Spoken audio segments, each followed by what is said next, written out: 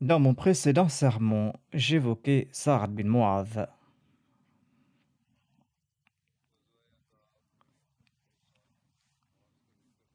Dans son ouvrage Sirat Khatamun Nabiyyin, Hazrat Mirza Bashir Ahmad Saab écrit à propos de Sa'd bin Mu'adh et de la bataille d'Al-Ahzab. Il déclare que les musulmans n'avaient pas perdu beaucoup de vie lors de cette bataille. Seuls 5 ou 6 d'entre eux étaient tombés à martyr. Sa'd bin Mu'adh, le chef de la tribu Aws, a subi une blessure grave dont il n'a pas pu se remettre. Cette perte des musulmans ne pouvait être comblée. Seuls 3 hommes de l'armée des mécréants ont été tués. Cependant, par cette bataille, les Korachites ont subi un tel coup qu'ils n'ont jamais eu le courage de rassembler un groupe aussi important pour sortir de nouveau et attaquer Médine. La prophétie du saint prophète Mohammed paix soit lui s'est accomplie à la lettre. Comme je l'avais mentionné dans mon précédent sermon, le saint prophète paix soit lui avait déclaré que les mécréants n'auraient pas le courage de lancer de nouvelles attaques contre les musulmans. Sa'd bin Mu'adh a été blessé au poignet lors de la bataille du fossé et il est tombé à martyr suite à cette blessure. Aïcha radhiyallahu anha relate: J'étais sorti lors de la bataille du fossé et je suivais les pas des gens. Quand j'ai entendu un son derrière moi, je me suis retourné pour voir Sa'd bin Mu'adh en compagnie de son neveu Harith bin Aws portant leur bouclier. Je me suis assise, dit Aïcha. Sa'd bin Mu'adh est passé à côté de moi en citant les couplets suivants. Il disait dans ces couplets que attends un peu jusqu'au moment de l'attaque. La mort est bien séante lorsqu'elle arrive à l'heure désignée.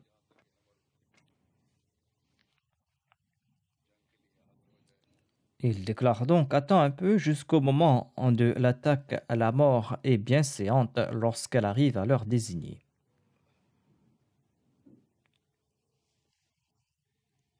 Aïcha radhiyallahu anha relate ceci.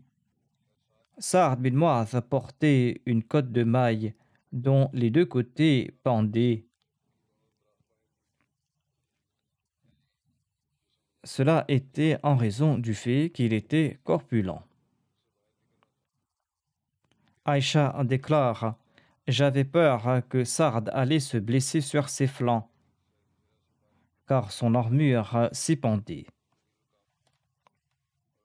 Sa'd était grand et il était corpulent. Ibn Arika a blessé Sa'd bin Mu'adh. Ibn Arika était aussi connu comme Habban bin Abd Munaf. Il appartenait à la tribu Amir bin Louis. Son père se nommait Arika.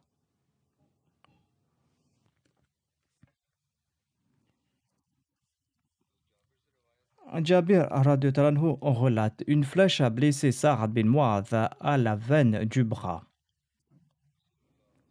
Le saint prophète Mohammed paix soit lui a retiré la pointe de la flèche avec ses mains.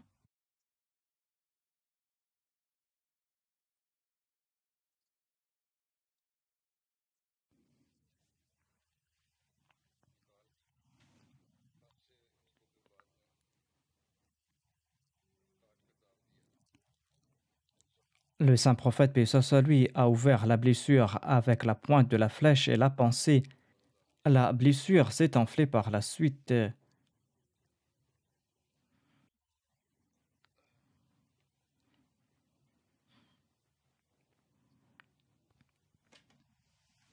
Le saint prophète paix soit lui a ouvert la blessure avec la pointe de la flèche et l'a pansée. Aïcha radhiyallahu anha relate: Ibn Arika a frappé Sa'd bin Mu'adh avec une flèche en disant: Prends cela, je suis le fils d'Arika. Sa'd a reçu cette flèche à la veine du bras après avoir été blessé. Sa'd a prié: Ô Allah, ne me donne pas la mort tant que tu ne m'accordes pas satisfaction concernant les Banu Qurayza. Aïcha radhiyallahu anha relate Sa'd était blessé le jour de la bataille du fossé. Habban bin Arika, un des Korachites, l'a frappé au poignet avec une flèche. Le saint prophète, paix soit sur lui, a fait placer une tente pour lui dans la mosquée afin qu'il soit proche de lui pour qu'il puisse le visiter aisément. Aïcha radhiyallahu anha relate la blessure de Sa'd avait commencé à sécher et à guérir. Il a prié: ô Allah, tu sais que le djihad contre ce peuple qui a rejeté ton prophète et qui l'a expulsé est l'œuvre que j'aime le plus. Ô Allah, je pense que tu as mis fin à la guerre entre nous et les Korachites. Si d'autres batailles contre les Korachites auront lieu, maintiens-moi vivant, afin que je puisse les combattre et afin que je puisse accomplir le djihad contre eux dans ta voie.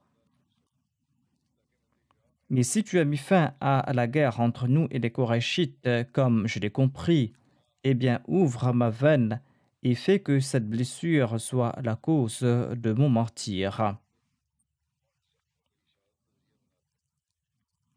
Aïcha radhiyallahu anha ajoute: la blessure s'est rouverte la nuit même et il a saigné. Les Banu Ghafar logés dans des tentes dans la mosquée Nabawi. Ils étaient tout apeurés en voyant le sang couler. Les gens ont demandé: ô vous dans les tentes, d'où vient ce sang coulant vers nous de votre côté? C'est là que l'on a constaté que la blessure de Sa'd saignait et il en est décédé. Ibn Abbas radhiyallahu anhu relate: quand Sa'd a commencé à saigner, le saint prophète, paix soit sur lui, est parti le voir et le saint prophète l'a cramponné. Le sang enduisait le visage et la barbe du saint prophète, paix soit sur lui. Autant les gens tentaient de protéger le saint prophète, paix soit sur lui, du sang de Sa'd, autant le saint prophète, paix soit sur lui, s'approchait de lui jusqu'au moment où il a rendu l'âme. Selon un autre récit, quand la blessure de Sa'd s'est ouverte et que le saint prophète, paix soit sur lui, l'a su, eh bien il s'est rendu auprès de lui et il a posé sa tête sur ses cuisses et il l'a couvert d'un drap blanc. Ensuite, le saint prophète, paix soit sur lui, a prié pour lui. Il a prié: ô Allah, Sa'd a accompli le djihad dans ta voie.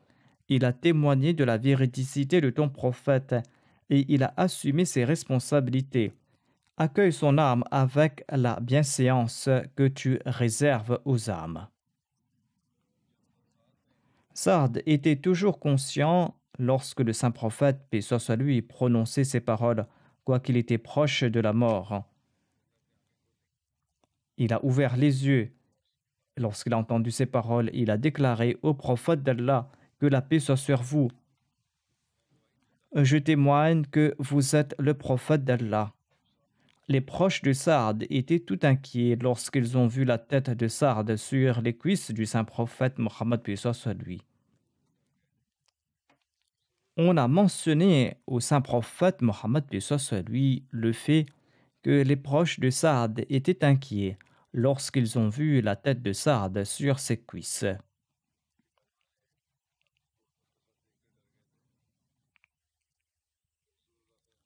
En entendant cela, le saint prophète, paix soit sur lui, a déclaré: je demande à Allah d'envoyer pour la mort de Sa'd un plus grand nombre d'anges que le nombre de ses proches présents.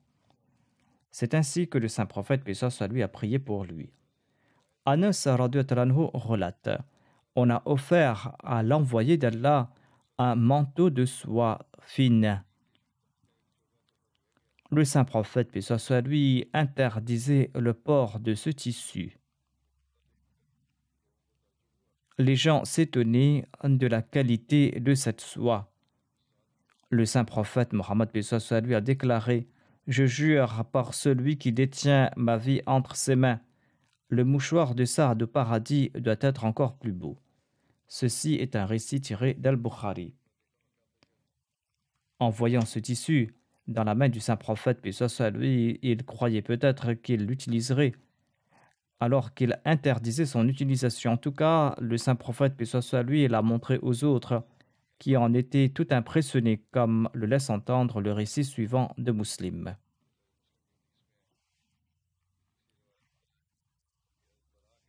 Bara relate: on a offert un manteau de soie en cadeau au saint prophète Mohammed, paix soit lui. Ses compagnons l'ont touché et ils étaient impressionnés par sa douceur. Sur ce, le saint prophète, paix soit lui, a déclaré: vous vous étonnez de sa douceur, certainement le mouchoir de Sa'ad bin Mu'adh au paradis est meilleur et il est plus doux. Jabir radhiyallahu anhu relate: j'ai entendu le saint prophète Mohammed, paix soit lui, déclarer: le trône de Dieu a tremblé à la mort de Sa'ad bin Mu'adh. Ceci est un récit tiré d'Al-Bukhari. Selon le récit de Muslim, Anas bin Malik a déclaré: le trône d'Ar-Rahman a frémi lorsque le saint prophète, paix soit lui, a déposé la dépouille de Sa'ad bin Mu'adh.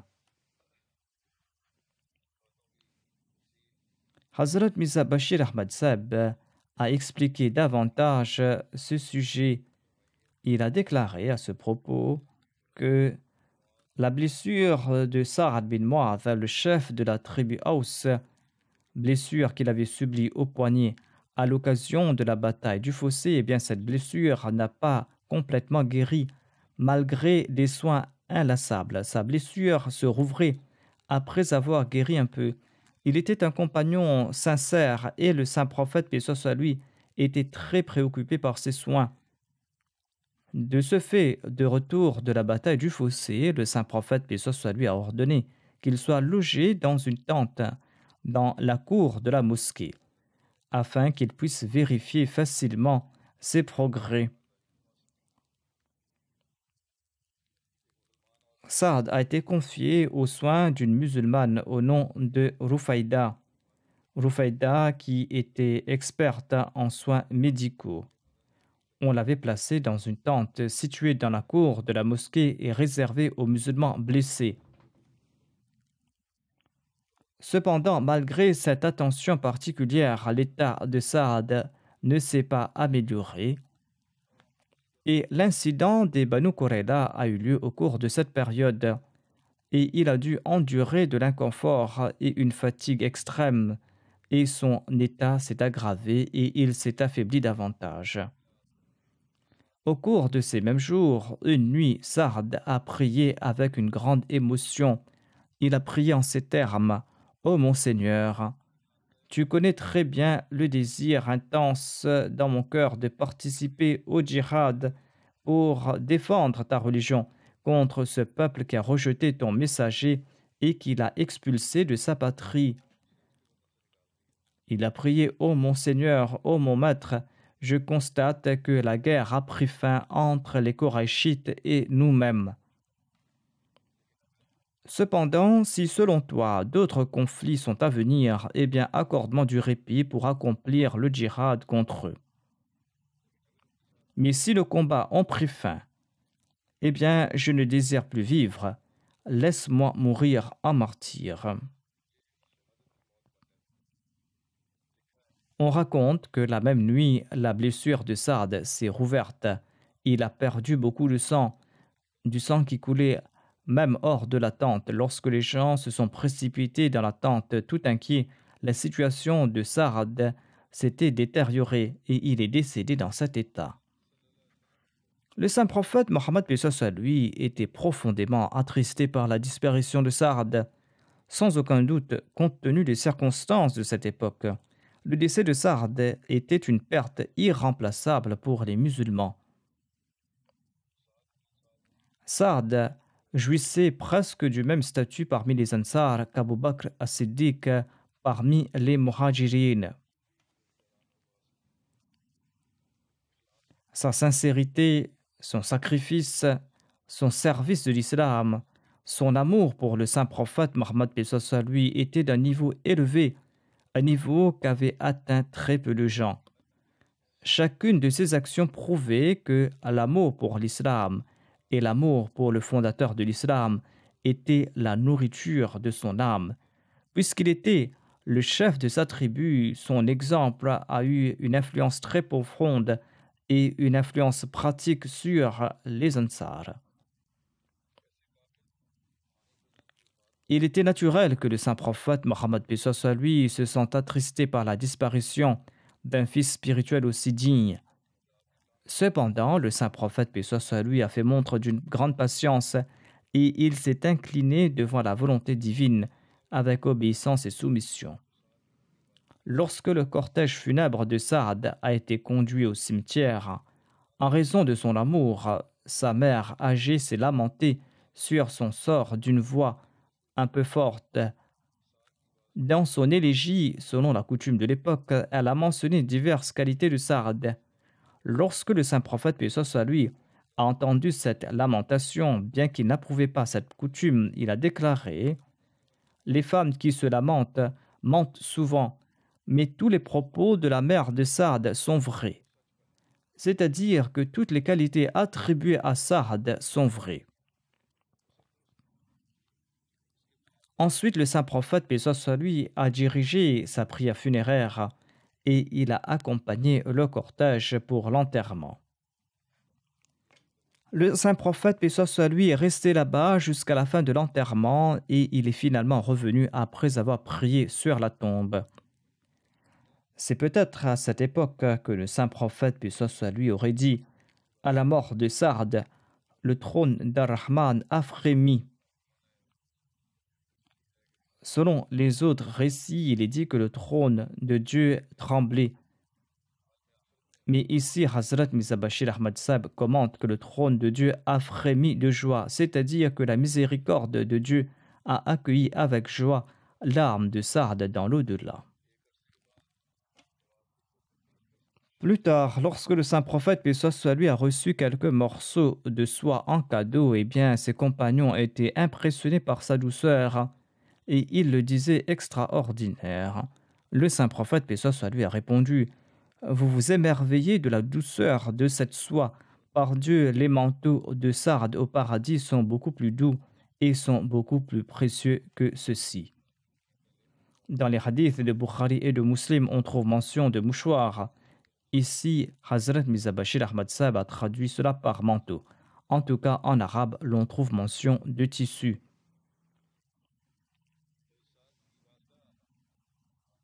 Accablée de tristesse, la mère de Saad a récité ces vers. Elle a déclaré, la mère de Saad, s'attriste de la séparation d'avec celui qui était la personnification de l'intelligence, de la bravoure et de la bonté. Que dire de sa dignité, lui qui a comblé tous les vides?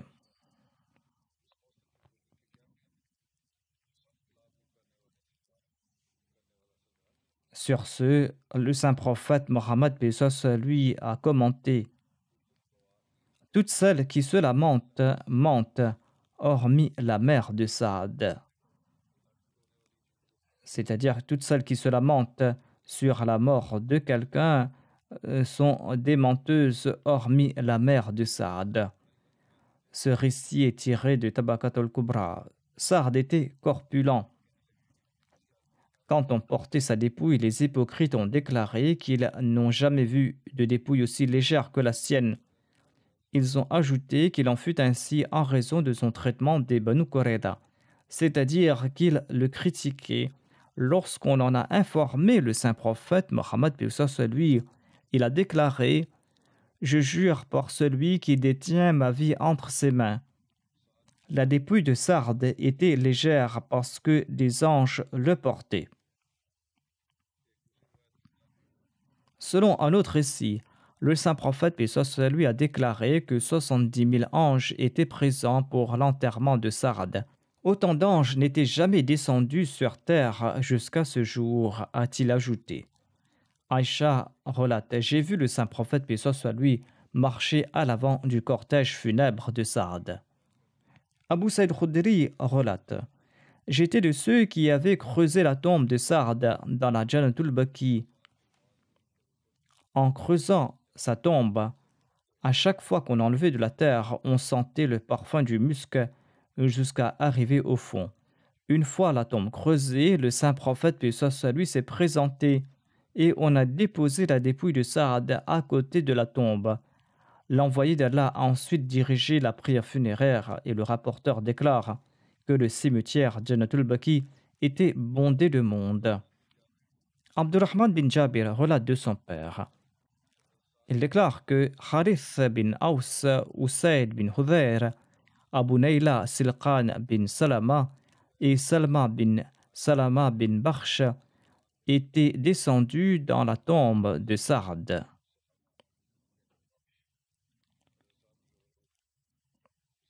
Le saint prophète, paix soit sur lui, était à côté des pieds de Sa'd.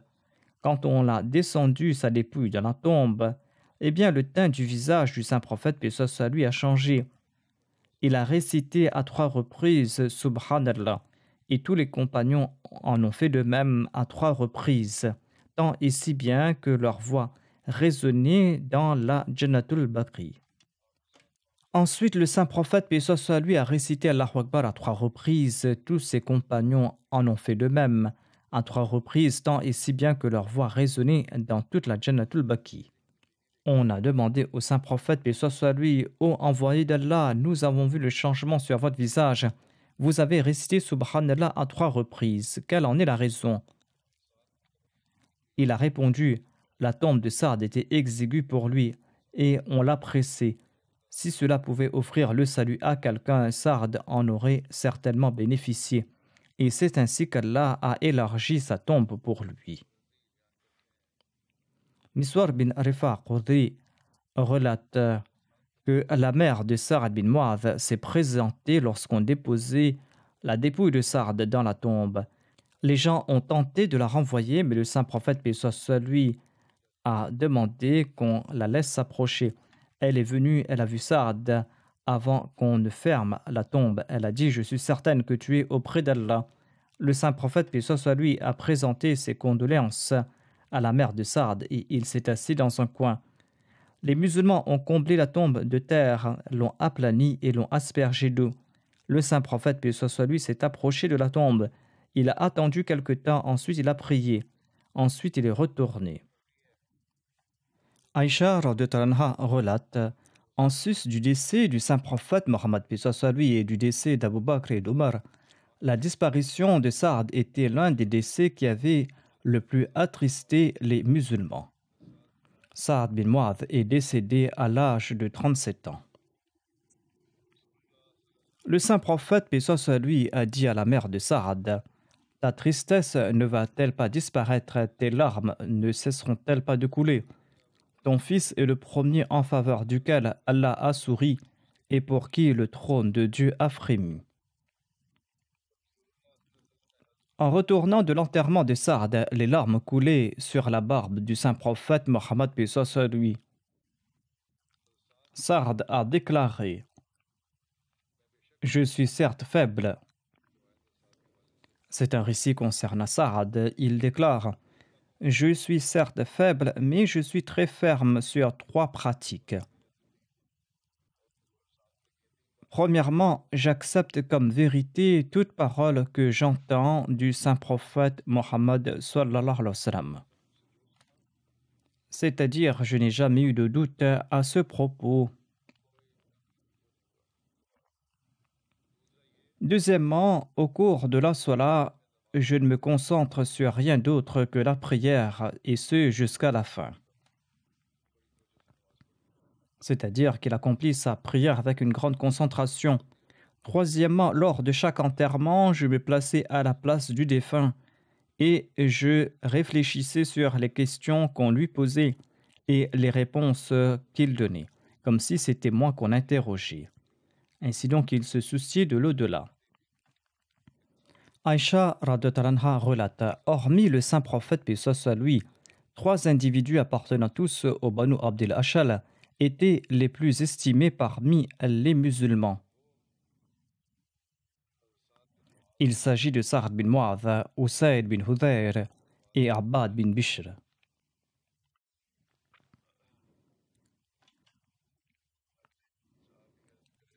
Le prochain compagnon que j'évoquerai se nomme Sa'ad bin Abi Waqqas. Abu Ishaq était son nom d'emprunt. Son père se nommait Malik bin Uhayb. Selon certains récits, il se nommait Malik bin Uhayb. Il était plus connu par son nom d'emprunt Abu Waqqas. Et c'est pour cette raison que ce compagnon était nommé Sa'ad bin Abi Waqqas. Sa mère se nommait Hamna bint Sufyan. Sa'ad bin Abi Waqqas appartenait à la tribu Banu Zuhra des Qurayshites. Il faisait partie de ces 10 compagnons auxquels le saint prophète Mohammed lui avait donné la bonne nouvelle du paradis au cours de leur vivant. Ces compagnons étaient connus comme les 10 bienheureux. Et Sa'ad bin Abi Waqqas était celui qui était décédé en dernier parmi eux.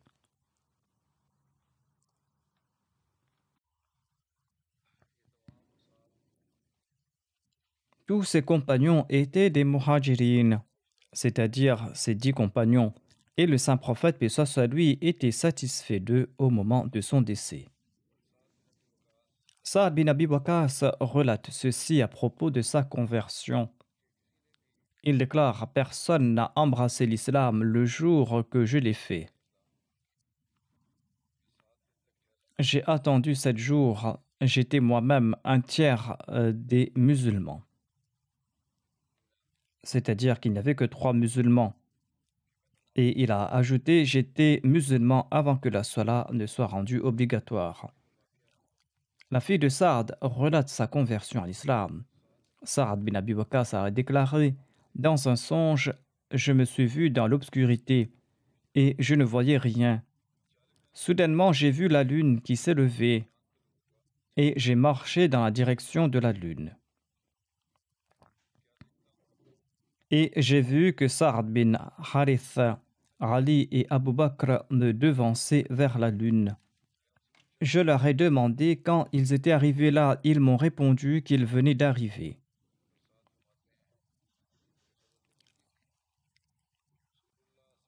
Saad a déclaré que je savais que le saint prophète, paix soit lui, invitait les gens secrètement vers l'islam. Et j'ai rencontré le saint prophète, paix soit lui, dans la vallée d'Adjirat. Adjirat est un lieu contigu au mont Safa à la Mecque.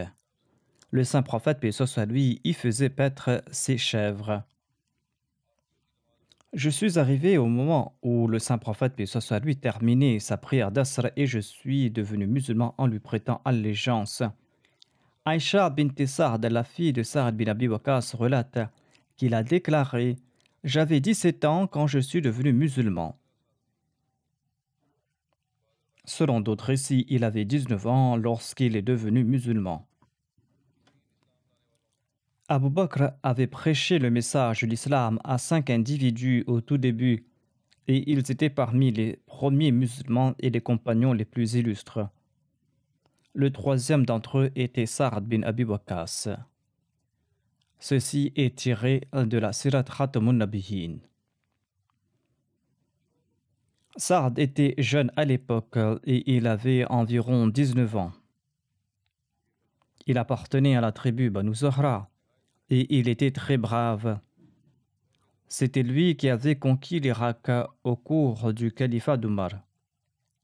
Et il est décédé à l'époque de l'émir Muawiyah. Sa'ad bin Abi Waqqas a relaté de nombreux récits du saint prophète Mohammed paix soit sur lui.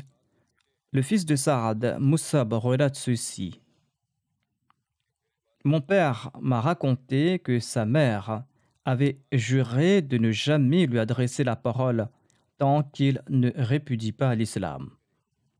C'est-à-dire la mère de Sa'ad avait juré de ne jamais lui adresser la parole tant qu'il ne répudie pas l'islam. Ainsi, elle avait cessé de manger et de boire. Elle a dit à Sa'ad: tu dis que ta religion t'enjoint la bienveillance à l'égard des parents.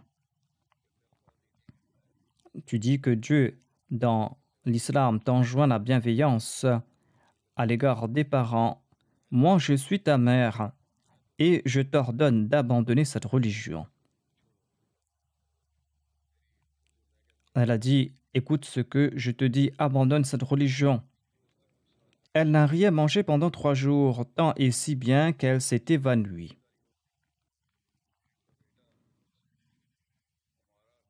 Son fils Umara lui a donné de l'eau à boire. Et lorsqu'elle a repris connaissance, elle a commencé à maudire Sarad. Sur ce, Allah a révélé ce verset dans le Saint-Coran. Wa waswayna al-insana biwalidayhi husna. Nous avons enjoint à l'homme la bonté envers ses parents.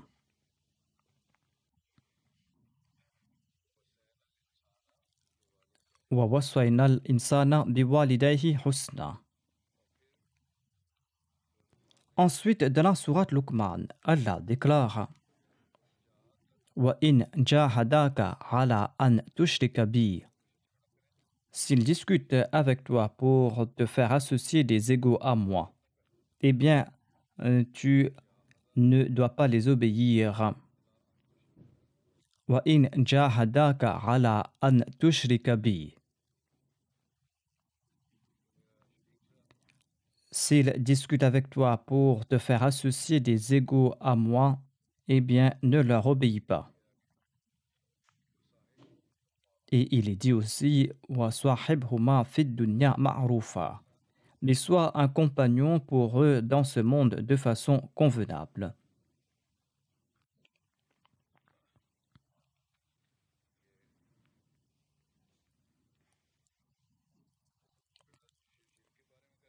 S'ils discutent avec toi concernant l'attribution de partenaires à Dieu, eh bien, ne les obéis pas.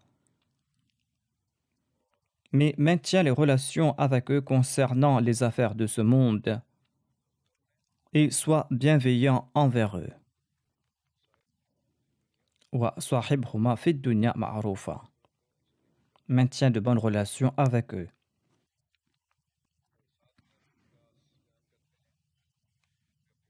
Le premier récit était tiré de Muslim.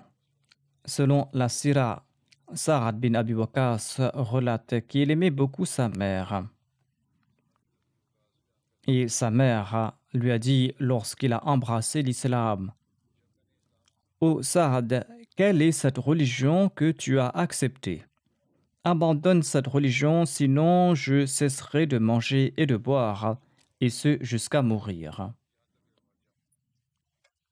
Sa'ad lui a répondu Ô ma mère, ne fais pas cela. Ô ma mère, ne fais pas cela, car je n'abandonnerai pas ma religion. Elle n'a rien mangé pendant 1 jour et 1 nuit. Son état s'était détérioré. Et je lui ai dit, par Allah, si tu possèdes 1000 vies et que tu perds chacune d'entre elles, même en ce cas, je n'abandonnerai pas ma religion. Quand sa mère a vu sa détermination, elle a commencé à manger et à boire. Sur ce, elle a révélé ce verset. Wa in jahadaka ala an tushrika bi ma laysa laka bihi ilm. Fala tuti'huma wa swahibhuma fid dunya ma'rufa. Et s'ils discutent avec toi pour te faire associer des égaux à moi, ce dont tu n'as aucune connaissance, eh bien ne leur obéis pas.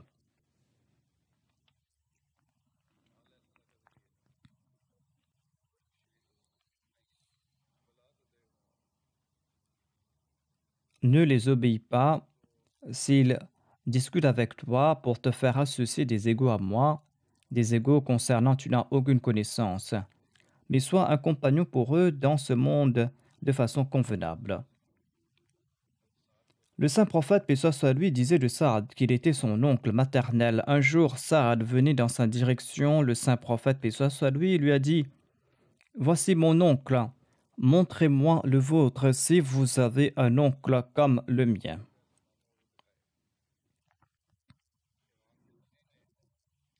L'imam Tirmidhi explique que la mère du saint prophète, paix soit sur lui, appartenait à la tribu Banu Zuhra. Sa'ad bin Abi Waqqas appartenait à la même tribu Banu Zuhra. Abu Huraira relate que le saint prophète, paix soit sur lui, était sur le mont Hira. Lorsque celui-ci a tremblé, sur ce, le saint prophète a déclaré « Ô Hira, cesse de trembler.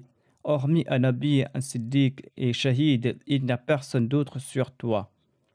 Le saint prophète, paix soit lui, Abu Bakr, radhiyallahu anhu, Omar, radhiyallahu anhu, Uthman, Ali, Talha bin Ubaydullah, Zubair bin al-Awwam et Sa'ad bin Abi Waqqas étaient sur le mont Hira. Ce récit est tiré du recueil de Muslim. Au début de l'islam, les musulmans priaient en cachette.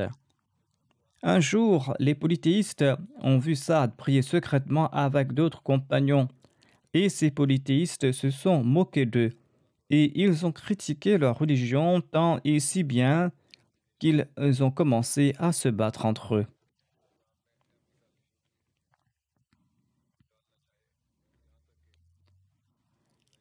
Saad a frappé durement un polythéiste avec un os de chameau, le blessant à la tête. C'était la première blessure causée pour l'islam. Les mécréants avaient boycotté les musulmans à la Mecque et ils les avaient exilés dans la vallée d'Abu Talib. Sa'ad bin Abi Waqqas faisait partie de ces musulmans qui avaient été persécutés et avaient été exilés dans cette vallée.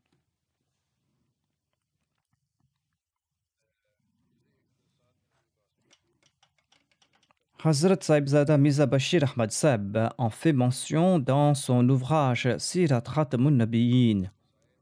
Il déclare lire les difficultés et la persécution que les exilés étaient obligés de supporter fait trembler le corps. Les compagnons du saint prophète, paix soit lui, racontent que parfois ils ont survécu en mangeant les feuilles des arbres sauvages comme des animaux. Sa'ad bin Abi Waqqas déclare qu'une fois pendant la nuit, son pied a écrasé quelque chose qui semblait humide et mou. C'était peut-être un morceau de datin. Il avait tellement faim qu'il l'a immédiatement pris et l'a avalé. Il déclare que jusqu'à ce jour, il ignorait ce qu'il avait mangé cette nuit-là. À une autre occasion, en raison d'une faim extrême, il a trouvé un morceau de peau sèche sur le sol. Il l'a pris, il l'a adouci et il l'a nettoyé avec de l'eau. Ensuite, il l'a cuit et l'a mangé. Il a passé 3 jours dans cet état d'hospitalité divine. Quand Allah a ordonné aux musulmans d'émigrer, Saad est parti lui aussi vers Médine. À Médine, il a logé chez Utba bin Abi Waqqas, son frère polythéiste. Utba avait commis un crime à la Mecque et c'est pour cette raison qu'il avait élu domicile à Médine. Saad était parmi les tout premiers émigrants. Il était venu à Médine avant que le saint prophète, paix soit lui, ne s'y rende. Le saint prophète, paix soit lui, a établi un lien de fraternité entre Saad bin Abi Waqqas et Moussa bin Umair. Selon un autre récit, il avait établi ce lien avec Sa'ad bin Mu'adh.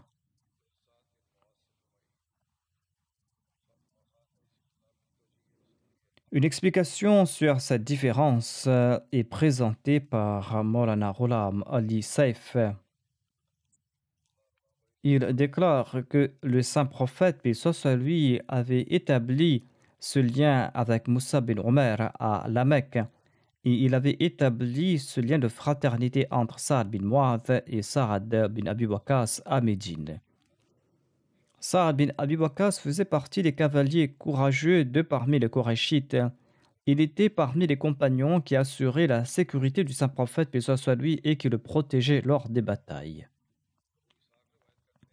Selon Abu Ishaq, 4 compagnons du saint prophète, paix soit lui, étaient des féroces attaquants. Il s'agit d'Omar, Ali, de Zubair et de Saad. Après l'émigration à Médine, les musulmans vivaient dans la peur d'une attaque de la part des mécréants. C'est la raison pour laquelle les musulmans passaient des nuits blanches au tout début à Médine. Le saint prophète, paix soit lui, en faisait de même. Aïcha radhiyallahu anha relate à ce propos. Une nuit après son arrivée à Médine, le saint prophète, paix soit lui, n'a pas pu s'endormir. Le saint prophète a déclaré « Si seulement un de mes pieux compagnons pouvait venir assurer ma sécurité. » Bientôt, nous avons entendu le cliquetis d'une armure. Qui est-ce a demandé le saint prophète, paix soit lui? C'est Sa'd bin Abi Waqqas, a répondu la personne. Le saint prophète, paix soit lui a demandé: Pourquoi es-tu venu là? Sa'd bin Abi Waqqas a répondu: Je m'étais inquiété du saint prophète, du prophète d'Allah, et c'est pour cette raison que je me suis présenté pour monter la garde pour vous. Le saint prophète, paix soit lui, a prié pour lui et s'est endormi.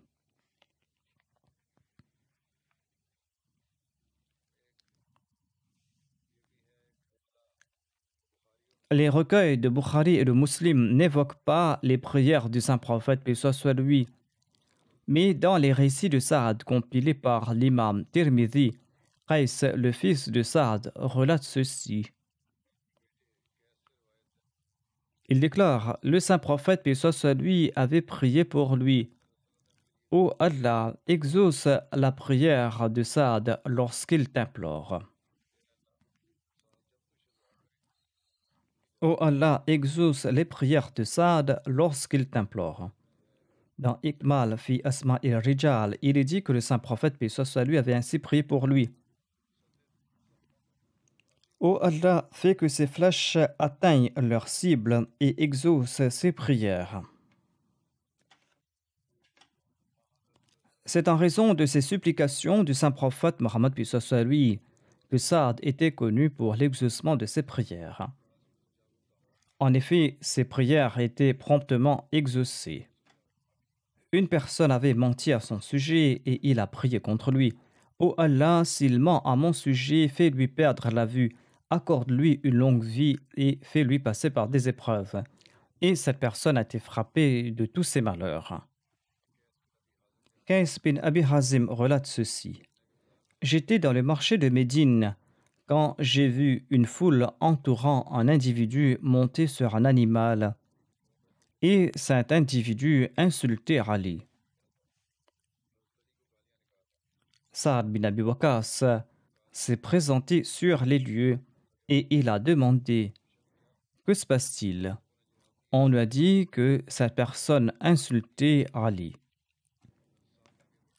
Sa'd s'est avancé et on lui a fait un passage. Il s'est mis devant cet individu et il lui a demandé: Pourquoi insultes-tu Ali? N'était-il pas le premier à embrasser l'islam? N'était-il pas le premier à accomplir la salat en compagnie du saint prophète, paix soit lui? N'est-il pas le plus muttaqi parmi les gens? Et n'est-il pas le plus savant?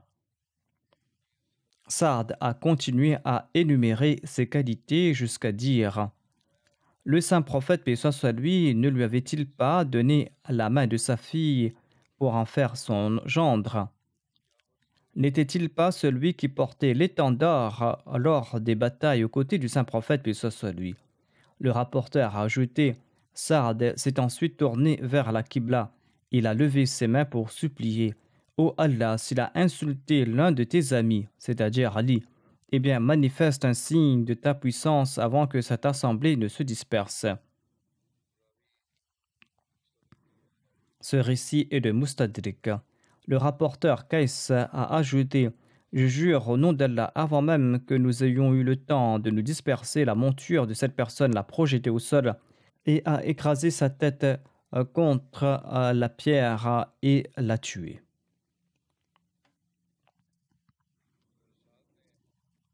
Sa'd avait assuré la protection du saint prophète, paix soit lui, la nuit qui avait suivi l'hégire du saint prophète.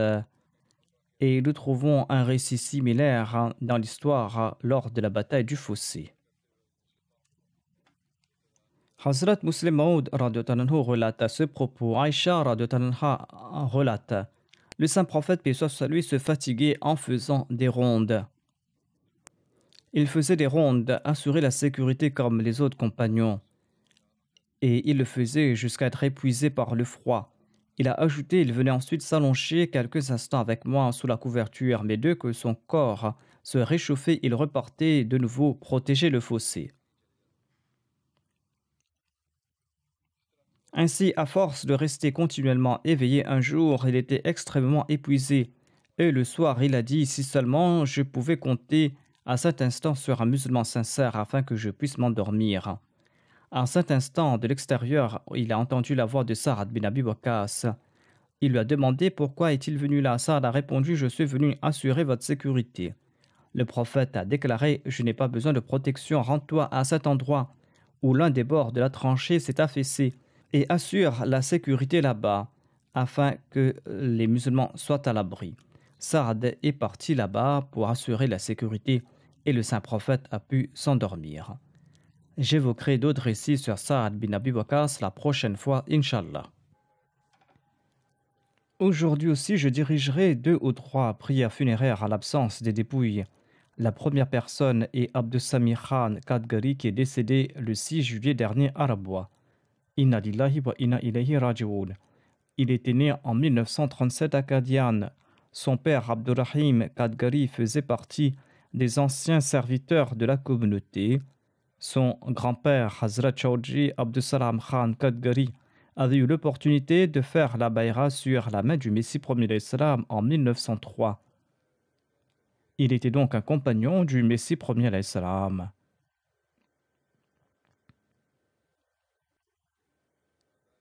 Son grand-père avait fait la bayra sur la main du Messie premier d'Islam en 1903.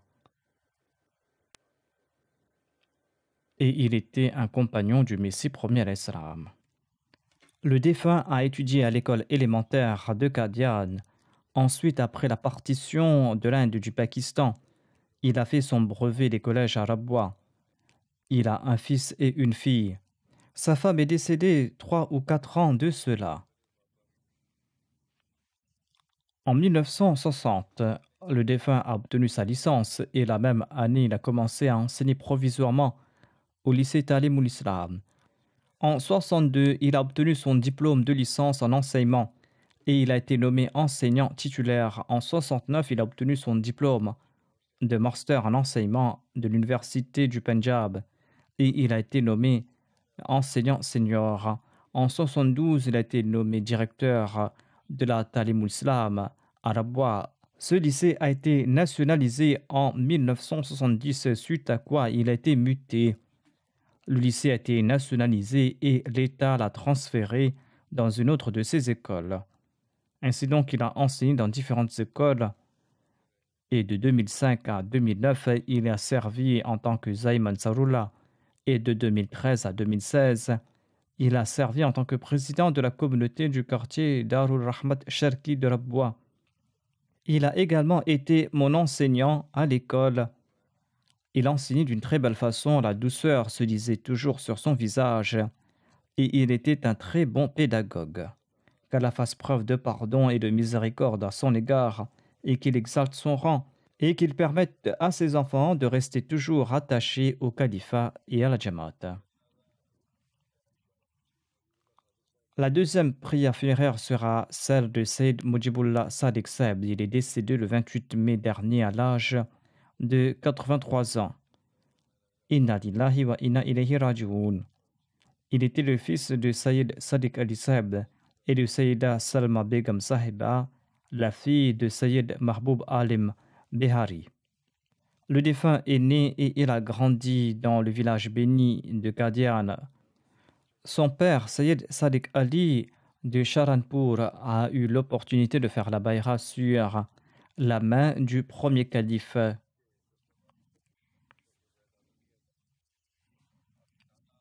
Suite à la partition, le 19 septembre 1947, son grand-père maternel, Hazrat Sayyid Mahboub Alam du Bihar, a été la cible d'une balle d'un opposant à Qadian et il est tombé en martyr.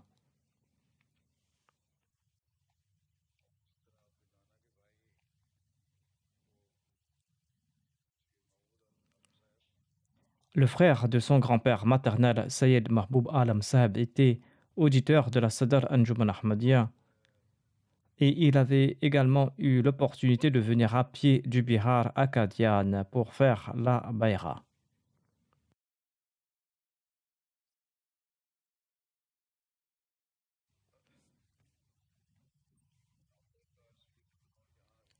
Le défunt résidait ici au Royaume-Uni et il a servi en tant que président de la Jamaat d'Huddersfield. Après sa retraite, il a servi de manière bénévole au sein du bureau de l'Amir Saheb pendant 16 ans. Il a servi avec un grand dévouement. Sa douceur transparaissait toujours sur son visage.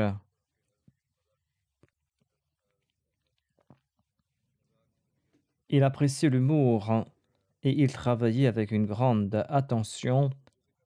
Il n'était un fardeau pour personne et il n'était source d'inquiétude pour personne. Il essayait aussi de faire les tâches des autres autant que possible. Il s'est marié en 1968 à Rabwa avec Aïcha Sadiq, fille de Babou Mohamed Alam, ancien chef de gare à la retraite. L'épouse du défunt avait également servi à Rabwa dans différents départements de la Lajna. Le défunt laisse derrière lui 2 fils et 2 filles. Son fils, le docteur Kalimullah Sadiq Saeb, travaille bénévolement pour la MTA. Par la grâce d'Allah, le défunt était régulier dans ses prières de Tahajjud. Il a eu l'occasion d'accomplir l'Umrah alors qu'il avait une douleur importante au genou. Sa femme a relaté que malgré le fait qu'on avait apporté une chaise roulante, il avait refusé en disant que je souhaite profiter des bienfaits de l'Umrah. Je vais donc marcher. Il était également très soucieux concernant ses cotisations. Ses enfants et les autres m'ont fait part de ses nobles qualités. Les enfants vantent tout naturellement les qualités de leurs parents. Et par la grâce d'Allah, ces enfants sont très liés à la communauté. Cela montre qu'il leur a inculqué l'amour du califat et l'amour de la communauté et qu'il leur a prodigué une éducation de très grande qualité. Comme l'a mentionné le saint prophète Mohammed, lui, les voisins et les connaissances d'une personne fournissent les véritables témoignages au sujet de sa piété, de sa personnalité et attestent de sa piété.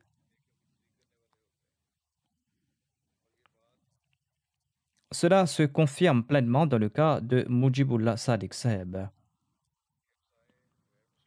Il servait ses voisins qui n'étaient pas musulmans et il demandait également à ses enfants de les servir.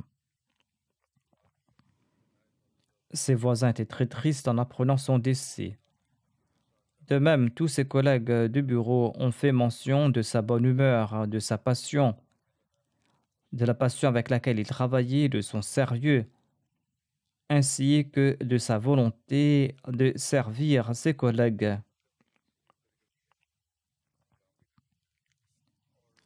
S'il souhaitait offrir un thé à quelqu'un, il le préparait lui-même. Lorsque j'ai déménagé à Islamabad l'année dernière, il m'avait fait part de son inquiétude lors d'une audience privée et il m'a dit: comment allons-nous pouvoir faire la prière du vendredi derrière vous chaque semaine? Je l'avais rassuré en lui disant que la majorité des sermons se feront à la Bayt al-Futur et lorsqu'ils auront lieu à Islamabad, il pourra s'y rendre. En entendant cela, son visage s'est illuminé. Suite à l'émigration du 4e calife, il avait acheté une maison tout près de la mosquée Fazal afin que ses enfants soient près de la mosquée, tandis qu'il se rendait sur son lieu de travail qui se situait à 1 heure de route. Il le faisait afin que ses enfants soient attachés à la mosquée. C'était son unique inquiétude. Il se demandait comment faire la prière du vendredi derrière le calife si le calife va partir loin. En tout cas, il était très sincère, il était pieux. Il a toujours fait preuve de fidélité et il a également inculqué cela à ses enfants. Qu'Allah lui accorde son pardon et sa miséricorde, qu'il exalte son rang et que ses enfants soient toujours rattachés au califat et à la Jamaat comme il le souhaitait, même bien plus que ce qu'il espérait. Qu'Allah accorde sa protection à son épouse et qu'il lui accorde la tranquillité et la paix. Le troisième défunt est notre serviteur de longue date, Rana Naimuddin Saheb, qui fut emprisonné pour la cause d'Allah. Je l'avais déjà mentionné, mais je ne l'avais pas inclus dans les prières funéraires du vendredi dernier.